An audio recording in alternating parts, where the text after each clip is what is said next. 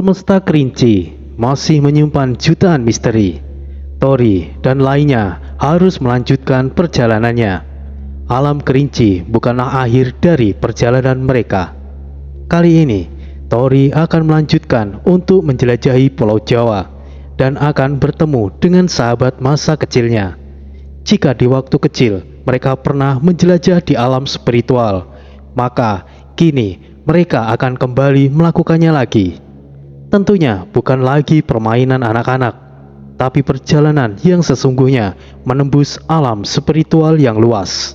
Tidak perlu dikatakan lagi siapa sahabat masa kecil Tori ini. Tentu saja dia adalah... Selepas dari perjalanan mereka di Gunung Kerinci, memang masih menyimpan banyak misteri yang tidak bisa mereka ceritakan. Misi mereka hanyalah mendapatkan pusaka Raja Kayu. Selebihnya mereka tidak ikut campur lagi. Semuanya Tori serahkan kepada Bakara dan lainnya untuk menanganinya. Setelah dari Kerinci, mereka kembali berpisah, dan Tori kembali menjalani aktivitasnya yang membosankan. Akan tetapi, setelah beberapa waktu berlalu, karena kebosanannya yang hebat, Tori berusaha untuk menyelidiki kematian Neni. Neni adalah kuntilanak yang mendiami sumur kontrakannya. Setelah penyelidikannya yang panjang, ternyata penyebab bunuh dirinya Neni disebabkan karena patah hati karena dikhianati kekasihnya yang bernama Robi. Tori dibantu oleh Jaka akhirnya menemukan mantan kekasih Neni yang ternyata sudah berkeluarga. Mereka tidak bisa berbuat apa-apa kepada Robi pastinya. Tapi dengan bantuan Jaka, dengan teror yang selalu menghantui Robi, akhirnya Robi mau mengakuinya dan bertemu dengan jelmaan Neni.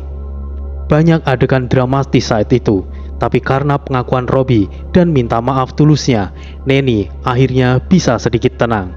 Kemudian, Neni tidak bisa lagi tinggal di sumur kontrakan Tori.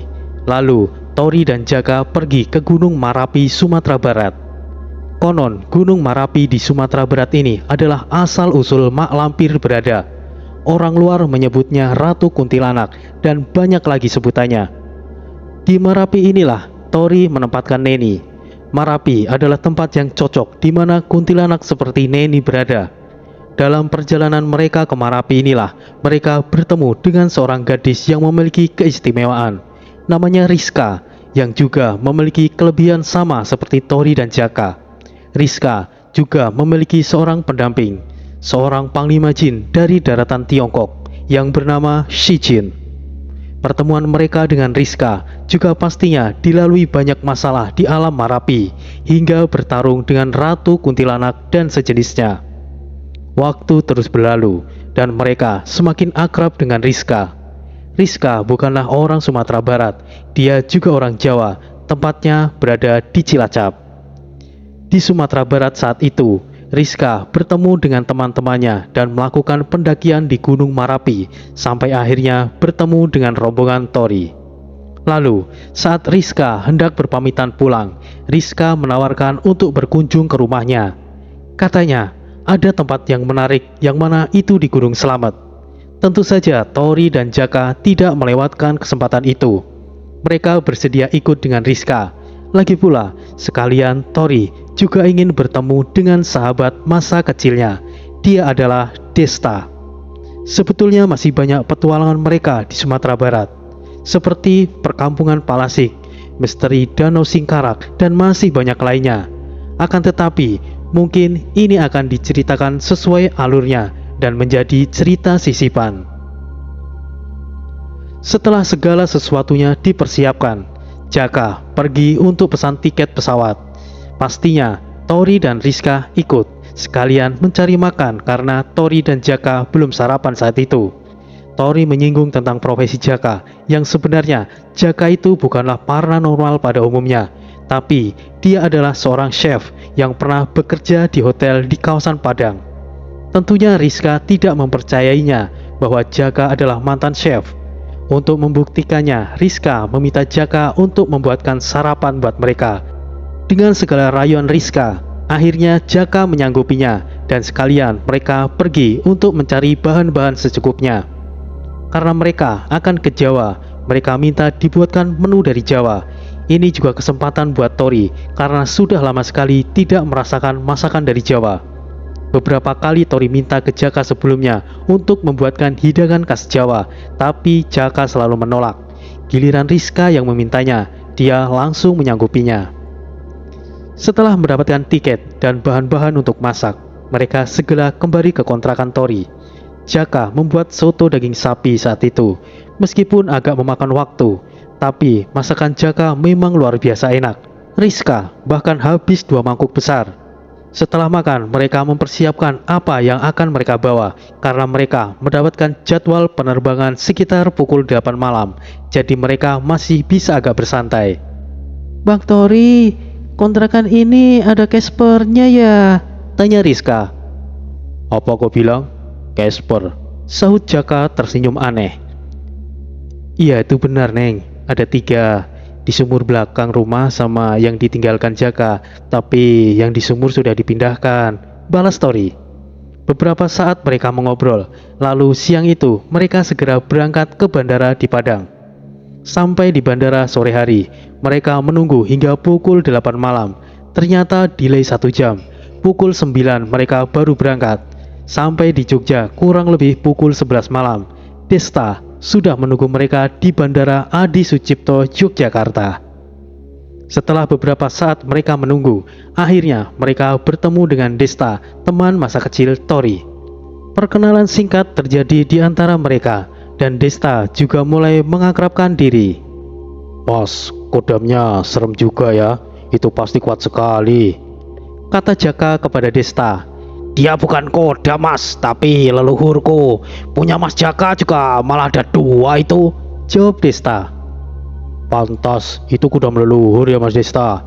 Katanya sih begitu mas Jaka, tapi aku anggap dia itu mbahku, bukan kodam atau apalah itu. Punya Mbak Rizka juga sepertinya kodam leluhur. Hehehe.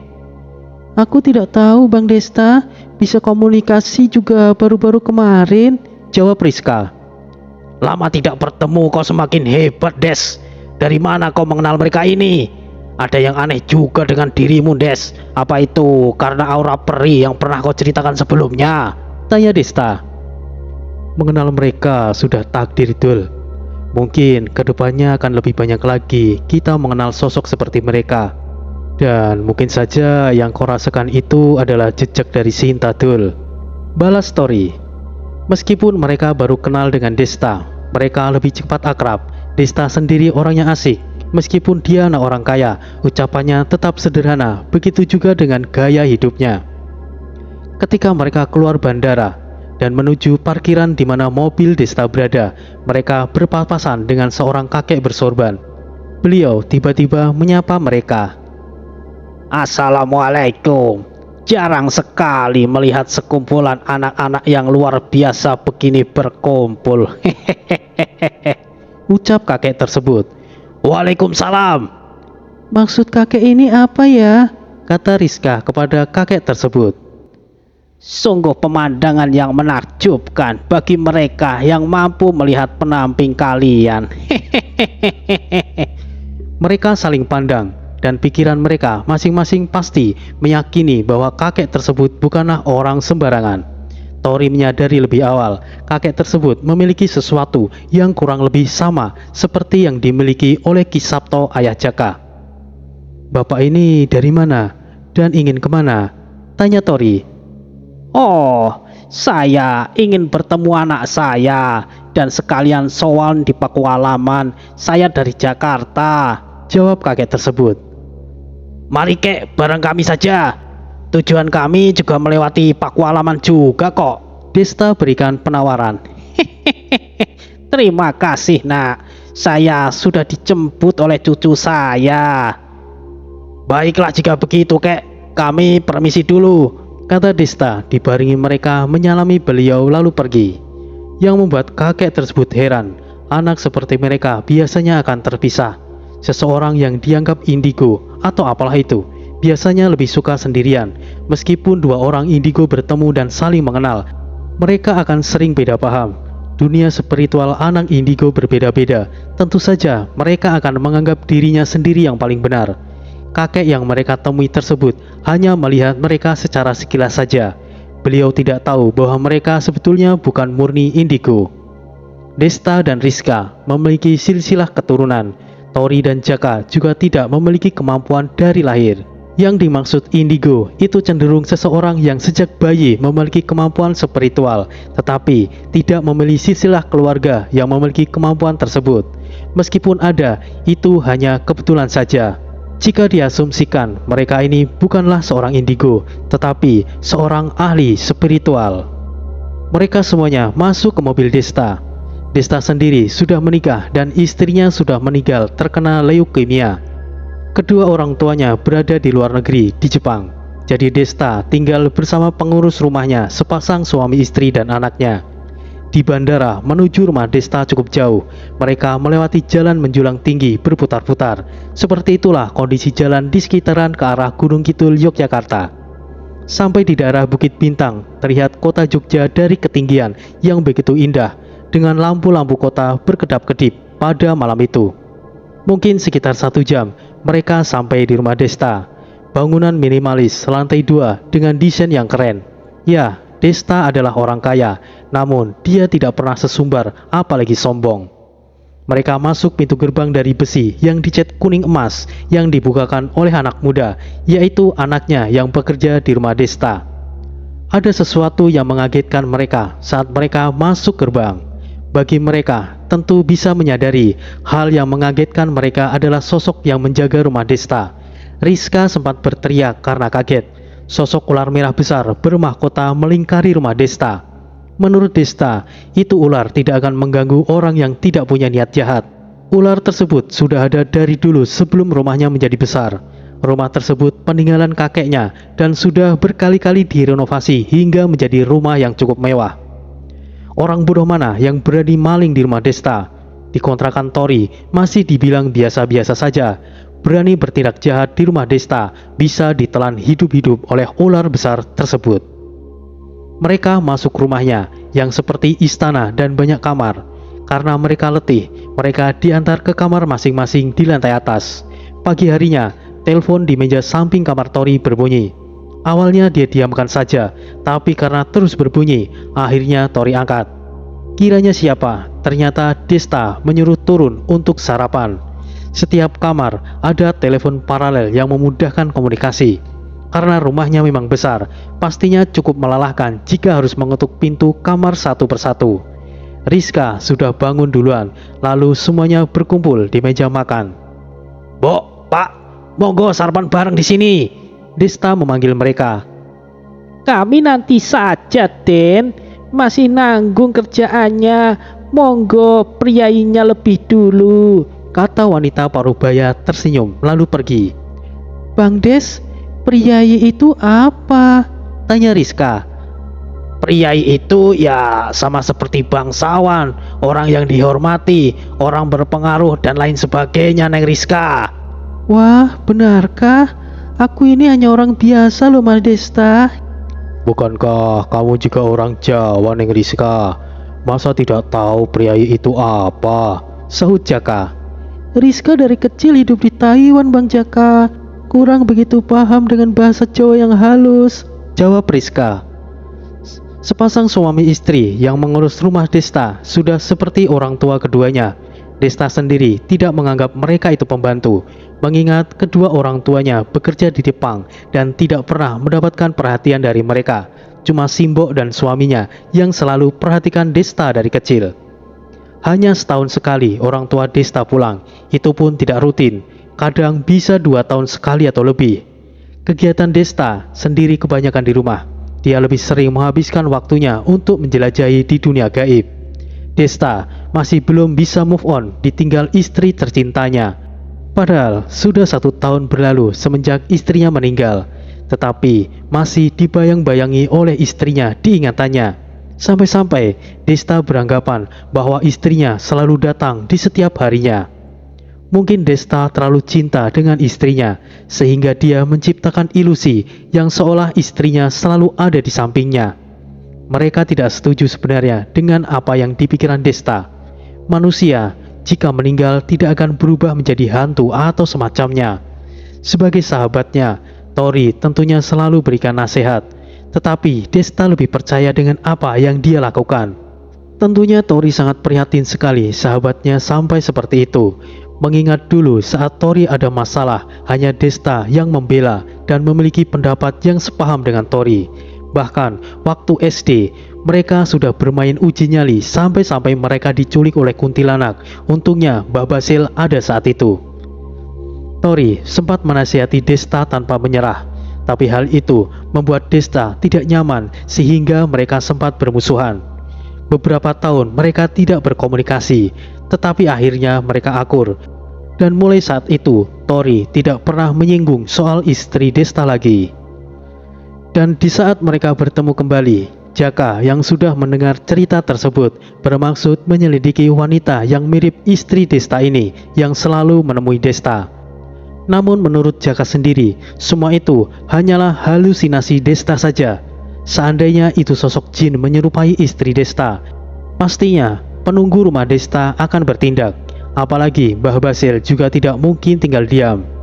Tapi tidak bisa Jaka pastikan juga kebenarannya. Mereka masih di meja makan, sarapan sambil berbincang-bincang. Arif, sini sarapan bareng. Sini aku kenalkan teman-temanku. Desta memanggil Arif, anak Simbo. Saya tidak enak, Mas, ucap Aris malu. Sudah, sini toh, paksa Desta, dan akhirnya Arif mau bergabung bersama mereka. Rif, katanya kamu mau masuk polisi. Ini temanku juga polisi, mintalah saran, kata Desta kepada Arif sambil menumpuk pundak Tori. Cuma cita-cita kok, Mas Desta. Jika tidak bisa ya tidak apa-apa. Lagian biaya masuk polisi mahal, Mas Desta. Dari postur tubuh Arif dan gaya rambutnya sudah menyerupai seorang anggota polisi, menandakan dia punya niat untuk masuk polisi. Mas Arif, jangan kamu pikirkan biaya dulu. Yang penting itu usaha kamu, niat kamu, dan kesungguhan kamu. Dalam proses pendaftaran masuk kepolisian itu sebetulnya gratis. Apalagi jika kamu memiliki keterampilan dan fisik di atas rata-rata. Aku berani jamin kamu pasti lolos.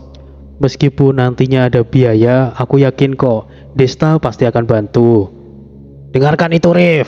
Soal biaya tidak perlu kau pikirkan. Jika tidak mau aku bantu secara cuma-cuma, kamu bisa ganti nanti jika sudah jadi polisi, kan gitu. Iya, Mas Tori, Mas Desta, Arif akan berusaha semaksimal mungkin, jawab Arif semangat. Setelah sarapan, mereka bersiap untuk melanjutkan perjalanan. Pagi itu, setelah sarapan, mereka langsung menuju ke Gunung Slamet. Namun sebelum itu, mereka harus mampir ke rumah Rizka di daerah Jawa Tengah. Niat awal Tori sebetulnya penasaran dengan lokasi di Gunung Slamet yang disebut sebagai Samarantu, yang konon adalah tempat tersebut pusat berkumpulnya makhluk halus dan menjadi gerbang gaib menuju ke wilayah jin. Rizka berpendapat kemungkinan gerbang gaib tersebut adalah kerajaan peri, meskipun tidak begitu yakin. Tapi Rizka mendengar bahwa tetangganya tersebut mendadak kaya setelah usai mendaki di Gunung Slamet.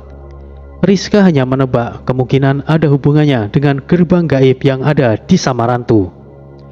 Meskipun peri hitam dianggap jahat, memang sebetulnya rata-rata jahat, dan tidak bisa dipungkiri juga bahwa kaum Sinta sendiri banyak yang jahil dengan manusia dan tidak sepenuhnya mutlak mematuhi Ratu Peri. Karena setiap anak-anak Ratu Peri mempunyai pengikutnya sendiri, diatur oleh masing-masing dari mereka. Sinta juga pastinya punya pengikut, namun tidak ada pengikut Sinta yang sampai mencelakai manusia. Kasus tetangga Rizka yang menikahi peri hingga meminta darah manusia itu jelas membuat mereka penasaran. Baru pertama kalinya mereka mendengarnya. Dari rumah Desta menuju tempat Rizka butuh waktu sekitar 5 jam baru sampai tujuan. Bang Desta, coba nanti melewati rumah tetanggaku ya. Nanti tunjukkan arahnya saja, Neng Rizka. Beberapa jam kemudian mereka melewati perbatasan kampung Rizka. Kemudian Rizka menunjukkan rumah di pinggir jalan, yang menurut Rizka itu adalah rumah baru tetangganya. Namun rumah tersebut berwarna hitam, tanpa ada atapnya, dan sebagian hancur. Rumah tersebut habis kebakaran. Yakin ini Neng rumahnya? Kok hangus seperti kebakaran? Kata Tori. Tidak tahu aku, Bang. Sebelumnya masih baik-baik saja kok. Coba nanti tanya ayahku apa yang terjadi, jawab Rizka. Sesaat kemudian mereka sampai di rumah Rizka. Rumah yang sederhana namun terlihat sejuk. Di samping rumah Rizka ada kebun yang membuat rumah tersebut nampak asri menenangkan. Assalamualaikum, Rizka ucapkan salam. Waalaikumsalam, jawab beberapa orang yang berada di rumah Rizka.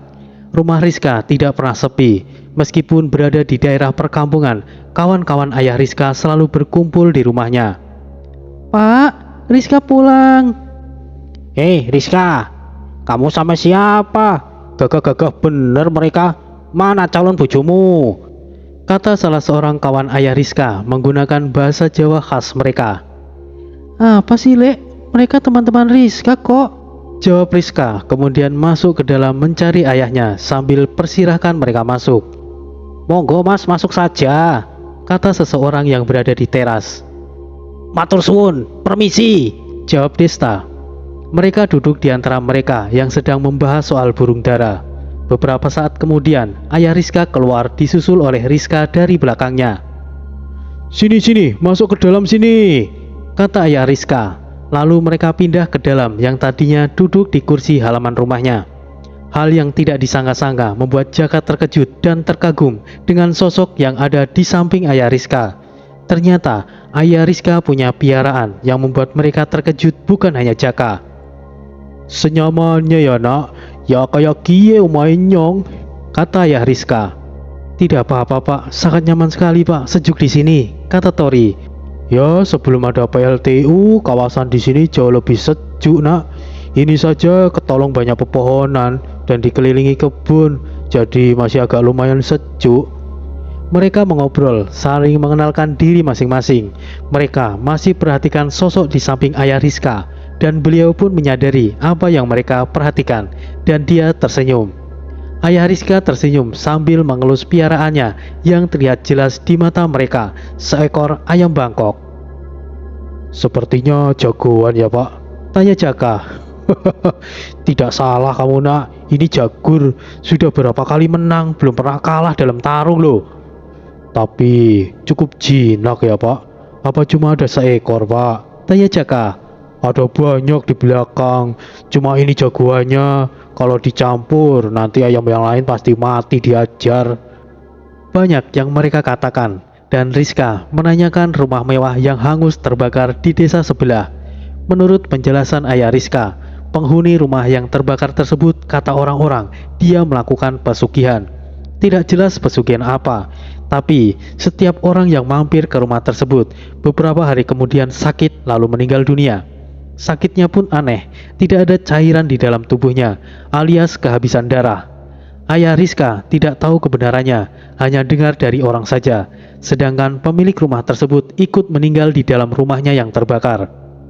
Ayah Rizka sangat senang ada kawan Rizka berkunjung, karena Rizka jarang sekali membawa temannya ke rumah. Ayah Rizka menjelaskan tentang keadaan Rizka, bahwa dirinya bisa melihat hal gaib, sehingga dia jarang punya teman. Tanpa ayah Rizka sadari bahwa mereka semua adalah anak-anak yang sama seperti Rizka. Rizka menjelaskan kepada ayahnya tentang mereka dan tujuan mereka datang. Tentunya ayah Rizka keberatan jika Rizka ikut dengan mereka. Tapi dengan penjelasan mereka dan hal yang mereka ceritakan tentang mereka, ayah Rizka bisa memahami dan mengizinkan mereka. Namun, sebelum mereka berangkat ke Gunung Slamet, mereka akan memeriksa rumah yang terbakar tersebut.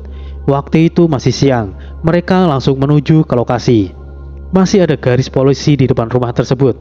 Mereka tahu itu dilarang untuk dimasuki, tapi Jaka memaksa untuk masuk meski ada orang yang melarang. Tapi Tori beralasan untuk penyelidikan sambil menunjukkan lencana yang dia simpan di dompet. Pastinya warga yang melihat saat itu membiarkan mereka. Hanya Tori dan Jaka masuk ke rumah tersebut. Rizka dan Desta menunggu di luar. Puing-puing berserakan di mana-mana, dan mereka mendapati di mana pemilik itu meninggal. Sudah ada garis penyelidikan di situ. Tori meminta Jaka untuk berhati-hati, jangan sampai meninggalkan sidik jari di lokasi. Kurang lebih 1 jam, mereka selidiki tempat itu. Menurut Jaka, sosok peri yang dimaksud sudah tidak ada lagi di situ. Kemungkinan sudah kembali ke asalnya di Gunung Slamet. Jaka menemukan sesuatu, seperti gigi. Kata Jaka, mungkin itu bisa saja memancing peri itu. Akhirnya mereka kembali ke rumah Rizka dan istirahat. Mereka bertiga tidur di ruang tamu karena rumahnya tidak memiliki banyak kamar. Dan benar apa yang dikatakan Jaka, malam harinya rumah Rizka didatangi sosok yang dimaksud. Tapi sebelumnya Jaka sudah memagari rumah Rizka sehingga sosok itu tidak bisa masuk. Gigi itulah yang dulunya ditemukan di Gunung Slamet oleh pemilik rumah yang terbakar. Untung saja Jaka yang menemukan. Semalaman sosok wanita itu mengitari rumah Rizka sambil cekikikan mengerikan, tapi hanya mereka yang mendengar. Desta sempat mengintip dari jendela. Desta langsung menjauh dari Desta. Ketika Desta mengintip, sosok itu menyadarinya. Desta langsung ambil posisi untuk tidur. Serius itu peri? Bukankah peri itu cantik? Hi. Desta berbisik kemudian lanjut tidur. Ngapain kau ngintip, Dul? Ucap Tori. Yang Desta lihat saat itu adalah sosok wanita dengan pakaian serba hitam. Wajahnya putih, matanya merah, dan mulutnya ada taringnya sepanjang jari manusia dewasa. Awalnya sosok itu menghadap ke belakang, terlihat cantik dengan rambutnya yang panjang lurus sampai pantat. Saat menoleh, langsung buyar imajinasi Desta. Desta memang sempat penasaran dan melirik dari jendela. Dari belakang memang terlihat sangat cantik, tapi cukup mengerikan dilihat dari depan. Sudah, biarkan saja, tidak usah dilirik-lirik. Nanti malah naksir kamu loh Mas Desta. Ada-ada saja Mas Jaka ini. Pagi harinya mereka langsung berangkat menuju ke Gunung Slamet. Ke arah Purbalingga tujuan mereka, melewati jalur Blambangan. Mungkin sampai di Blambangan saat itu kurang lebih 3 jam dari rumah Rizka. Mereka sampai tujuan dan bertemu dengan pendaki lain yang ingin bergabung bersama mereka. Mereka yang baru sampai istirahat sejenak di base camp milik warga, lalu mengurus sesuatu yang perlu mereka lakukan untuk mendaki. Kurang lebih 1 jam mereka istirahat, kemudian mereka berangkat. Mereka tiba di gerbang pendakian yang berwarna hijau. Waktu itu masih pagi karena mereka berangkat dari rumah Rizka pukul 5 pagi. Mereka mulai mendaki menuju pos 1. Butuh waktu lama juga mereka sampai di pos 1, kurang lebih 3 jam, karena mereka tidak biasa mendaki. Waktu yang dibutuhkan sedikit lebih lambat dari mereka yang sudah terbiasa mendaki. Mereka istirahat sebentar di pos 1, lalu lanjut ke pos 2. Mereka ambil air sebanyak-banyaknya, karena menurut salah satu yang bersama mereka pernah mendaki di sini, jadi dia sudah hafal betul medannya. Ketika mereka hendak menuju ke pos 2 Pondok Walang, kaki Rizka terkilir. Terpaksa Tori gendong, karena di antara mereka hanya Tori yang masih dalam keadaan bugar, meskipun sudah mendaki cukup jauh. Jaka dan Desta sudah loyo berat, ditambah membawa barang milik Tori dan Rizka. Karena Rizka tidak bisa jalan, terpaksa Tori gendong sampai di pos 2. Sampai di pos 2 memakan waktu 2 jam lebih, karena mereka sering beristirahat. Dirasa sudah cukup istirahatnya dan Rizka sudah kembali pulih. Mereka melanjutkan perjalanan. Sampai di pos 3, waktu sudah sore, mungkin sekitar pukul 4. Mereka berencana ingin membuat tenda di pos 3, namun sudah ada pendaki lain dan tempatnya tidak cukup luas. Akhirnya mereka langsung menuju ke pos 4 Samarantu. Nah, disinilah tujuan mereka sebenarnya. Pendaki lain tidak tahu tujuan mereka. Kurang lebih pukul 5 lebih mereka tiba di pos 4. Pendaki lain meminta langsung berjalan menuju ke pos 5, tetapi mereka memilih untuk istirahat sebentar. Pukul 5 lebih mereka sampai di pos 4 Samarantu. Suasana juga mulai gelap, awan tebal berkumpul yang sepertinya akan turun hujan. Terlihat 2 pohon besar berjejer membentuk lubang seperti sebuah pintu. Mereka masing-masing mempunyai kepekaan yang berbeda dan mampu menilai sendiri keadaan sekitar. Hari memang masih sore, hampir menjelang maghrib. Ditambah awan mendung dan rimbunnya pepohonan membuat sekeliling mereka menjadi gelap. Sore itu suasana mulai berubah. Sekelebat bayangan mondar-mandir sudah menjadi bumbu bernuansa gaib. Mereka bagaikan seekor kucing yang mampu menangkap bayangan yang mondar-mandir tanpa lepas dari pandangan mereka. Tori, serius mau buat tenda di sini? Aku tidak nyaman iki, tenan. Ayo naik saja ke pos selanjutnya, kata Desta. Iya bang, yuk ke pos berikutnya saja, kan tidak jauh juga, Rizka menambahkan. Bagaimana Jaka? Hari juga mau hujan sepertinya. Jika mau ke pos berikutnya, mungkin akan sempat mumpung malam belum tiba, ucap Tori. Baiklah, ayo ke pos berikutnya, jawab Jaka sambil berdiri dan menghampiri dua pohon besar tersebut dan menaruh sesuatu yang dia dapatkan dari rumah yang terbakar. Tepat setelah Jaka menaruh benda yang seperti gigi itu di bawah pohon besar tersebut, hal yang tidak mereka inginkan terjadi. Mereka tidak bisa melanjutkan ke pos selanjutnya, sebab di depan rimbunnya pohon berdiri mengambang sosok perempuan berjubah hitam, berwajah pucat, matanya merah, dan bertaring. Kau itu makhluk apa? Inikah milikmu? Aku kembalikan, ucap Jaka kepada sosok hitam dengan nada yang menantang. Jaka mengambil gigi itu dan melemparnya ke arahnya. Kemudian sosok itu menghilang. Kita buat tenda di sini saja, daripada nanti kita melibatkan pendaki lain, kata Jaka. Jaka berpendapat bahwa sosok itu tidak akan pergi begitu saja, daripada nantinya mereka berkumpul dengan pendaki lain dan malah melibatkan banyak orang yang tidak tahu apa-apa. Akhirnya mereka membuat tenda di tempat tersebut di pos 4 Samarantu. Suara pohon yang tiba-tiba tumbang dengan sendirinya. Baru saja mereka selesai membuat tenda, sudah ada hal yang membuat mereka waspada. Namun, mereka mencoba untuk berpikir positif. Itu hanyalah sebuah pohon yang tumbang. Mereka di luar tenda menyeduh kopi disertai beberapa cemilan. Tidak ada hal yang berarti apapun, sesuatu yang mengganggu mereka. Hanya penampakan yang biasa menurut mereka. Beberapa saat kemudian, muncul kembali sosok peri hitam yang sebelumnya, namun agak jauh dari mereka. Sosok itu hanya memperhatikan saja, seperti mencari kesempatan. Angin kencang menerka mereka. Malam itu tidak jadi hujan, namun suasana seperti akan hujan. Mereka akhirnya memasuki tenda masing-masing karena dinginnya di luar saat itu. Tenda sengaja mereka sambung berdekatan. Posisi tenda Rizka berada di tengah tenda mereka, dan di atas tenda mereka pasang terpal untuk menutupi seluruh tenda sehingga tidak akan basah apabila hujan turun. Kalian tolong jaga tubuhku, akan aku cek keadaan sekitar, pinta Jaka yang hendak meraga sukma. Oke, hati-hati Jaka, aku akan menyusul, sahut Tori. Tori juga berniat menyusulnya, tapi beberapa kali Tori memanggil Sinta tidak kunjung datang. Mereka melihat Jaka sudah mulai keluar.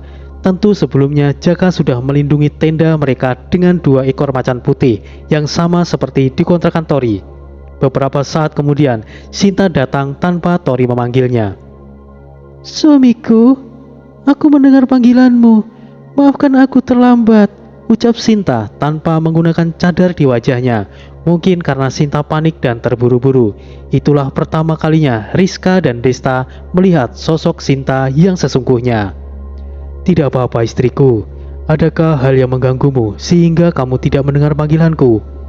Aku mendengarnya suamiku, tetapi ada sesuatu yang harus aku kerjakan, jadi aku tidak bisa tepat waktu membalas panggilanmu suamiku. Oh, tidak apa-apa. Apakah urusanmu sudah selesai istriku? Sudah suamiku. Rizka tidak bisa berkata apa-apa melihat wujud Sinta. Kecantikan Sinta membuatnya terpukau. Sebagai wanita saja, Rizka terpukau dengan kecantikan Sinta, apalagi Desta. Wah, ini baru peri asli, wayune pol, ucap Desta. Aku akan menyusul Jaka, tolong lindungi aku juga. Sesaat kemudian, Tori menyusul Jaka. Jaka hanya berdiri di sebuah pintu, bukan pintu tepatnya, namun seperti lubang, portal menuju ke suatu tempat. Jaka sambil menenteng kerisnya untuk berjaga-jaga dan perhatikan portal tersebut. Ada apa Jaka? Ada yang aneh dengan portal ini Tori. Sepertinya ini menghubungkan antara dunia manusia dan jin. Istriku, bisakah kamu jelaskan soal ini? Tepat seperti dugaan temanmu. Ini adalah gerbang menuju ke alam gaib, perbatasan antara dunia manusia dan jin. Tentu ada hubungannya dengan makhluk yang ada di sana suamiku. Sinta menjelaskan sambil menunjuk sosok hitam sebelumnya, tapi terlihat cantik, tidak seperti sebelumnya yang sangat mengerikan. Jaka, apa itu sosok yang sebelumnya? Sepertinya Tori, tapi dari tadi dia tidak berani mendekat. Istriku, makhluk apa itu? Tadinya wujudnya sangat mengerikan, tapi sekarang cukup berbeda. Sinta mendekati sosok tersebut dan dalam sekejap suasana berubah. Sosok itu kembali berwujud mengerikan dan menjauhi Sinta. Apakah kau menentangku? Ucap Sinta yang kemudian auranya mulai berubah. Sosok wanita hitam itu pun tidak mau kalah dan berubah lagi wujudnya menjadi sosok yang lebih mengerikan. Wajahnya yang pucat tiba-tiba keriput, mulutnya yang tipis bertaring menjadi lebar, seluruh gigi-giginya yang runcing. Tekanan yang diberikan sosok itu bahkan sampai di tempat Desta dan Rizka membuat pendamping mereka bermunculan. Dari tenda, Si Jin berdiri melindungi tenda bersamaan dengan dua macan putih dan satu lagi sosok besar berburu coklat keemasan. Suara auman yang membuat dua macan putih bagaikan kucing tertunduk ketakutan. Raja hewan buas Subhasil tiba-tiba muncul dengan sendirinya saat situasi mengancam cucunya Desta.